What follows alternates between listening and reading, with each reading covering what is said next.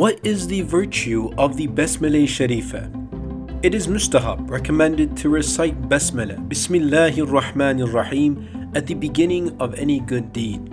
Rasûlullâh sallallâhu said, the very first thing Allah subhanahu wa ta'ala created was the pen. The first thing the pen wrote was Bismillâhirrahmânirrahim. And when you write down something, write Basmalah first. It is the key of every scripture sent down to the Prophets alayhi sallam. When Jibreel alayhi salam brought it to me, he repeated it 3 times and said, "This is for you and your ummah, your community. Enjoin your ummah not to neglect it before beginning any act. I myself have not neglected to read it even for a moment since I brought it down to your father, Adam alayhi salam, nor have the other angels." Jumuah Mubarak.